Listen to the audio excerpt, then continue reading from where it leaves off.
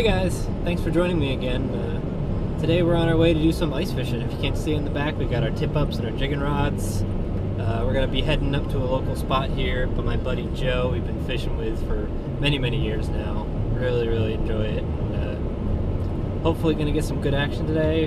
Have some shot at trout, pickerel, bass, crappie, perch. Pretty much the usual smorgasbord up here in the Sweetwater. I'm hoping to get some trout on camera, maybe even some golden trout. That'd be pretty cool today.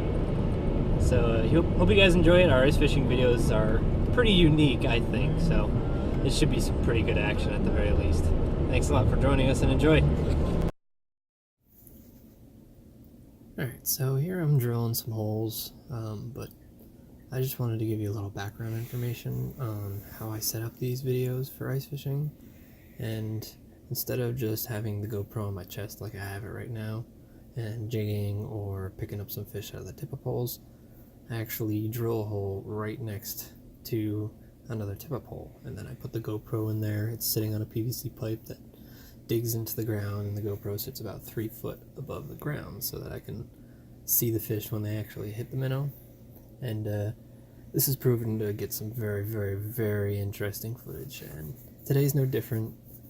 And you're about to see some very cool stuff with trout and how they interact with the GoPro, which is a first for me, so I hope you enjoy it. Alright, so here you can see me setting it down next to what is a tip-up. If any of you are unfamiliar with this, this is a polar pop-up. This is a magnetic version of a tip-up that can save false trips from wind and such, and they've been very useful to me throughout the years.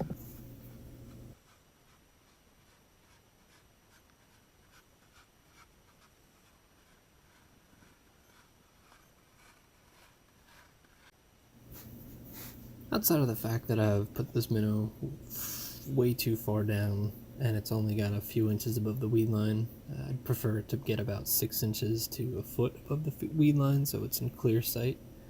We do get some very good footage here. As you can see, the perch just jumps in here and does what they do best and interferes with other fish trying to investigate. But I was very excited to see this. This is the first time I got trout on the video, and it's very interesting to see how they interact. And obviously I don't expect to catch rainbows on a minnow with that size hook, but I still thought it was very neat to see that they still take a look at it. And yeah, take a look at this perch here. He takes a couple of tries. He tries to get it in his mouth, but he definitely wants it. And man, look at all those trout. And that bass too. I bet you if that perch wasn't there, that bass would have taken it. So it's pretty neat here too. I mean, you saw we got rainbow trout, tiger trout, yellow perch, crappie, largemouth bass.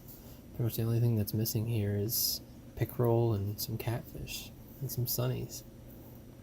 So this perch actually ran off camera, and you don't see much of the fight, but I do end up catching it. It's about a 13 or 14 inch perch. It was surprisingly nice, but that was the only thing we got on tip-ups all day, besides one tiger trout. And you can see there's a lot going on down there, though. This is why I love these videos. We did end up catching about 10 trout in total for the day. We had 9 rainbows, 1 tiger trout. The one tiger was caught on the tip-up, like I said. The rest of them were caught on trout rods with trout nuggets. And I did catch that one perch, and then another perch was caught jigging. Otherwise, jigging did not provide much action. We actually didn't have more than, I'd say, a half an hour to jig. But overall, I think we got about a dozen fish. It was good action for about a 2-hour day, so not bad.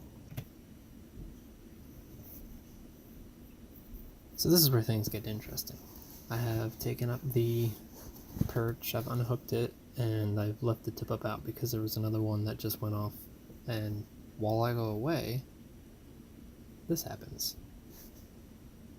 And what's interesting about this, he's not going after the pole. You can see he's going directly for the camera. So I wonder whether he can sense the electronic signal coming out from the GoPro, or whether he just can see the light but there's something that really interests this trout here. So I hope you guys enjoy this. I thought I got a good kick out of this.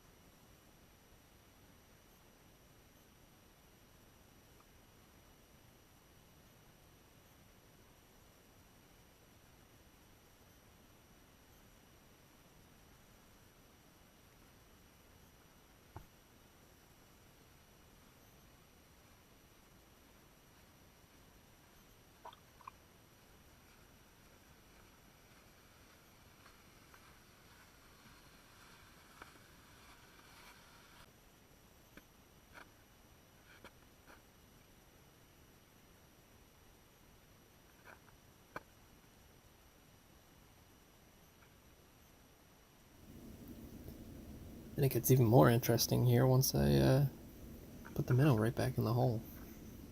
He takes immediate interest in it. Unfortunately, cannot fit the whole thing in his mouth.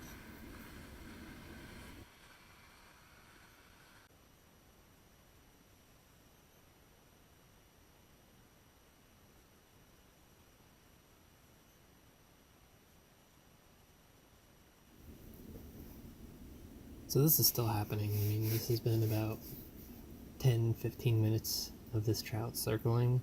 I've cut out a lot of it, but this is the interesting parts. And you can see he's still interested in it. I mean, he's not sure which one he wants.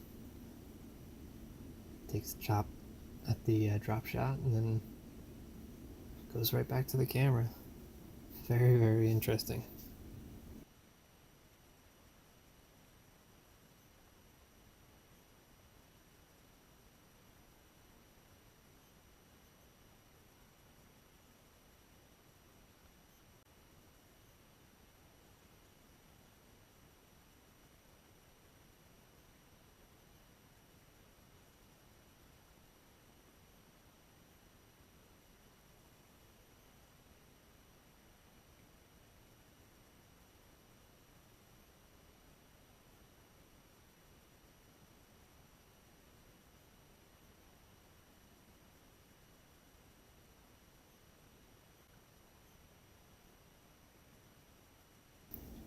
Last but not least here we have a golden trout caught on camera. Just in a little bit you'll see a school of trout pass by from left to right, and then from the background he's going to come zooming straight at this drop shot minnow. And again, I don't know if anybody else has experienced this, but they're pretty spooky fish. And not that I would expect to catch one on a minnow, but I thought it was very neat to catch him on camera, looking at it, at least. So, thanks for watching. Hope you enjoyed this video, and I'll have plenty more to come.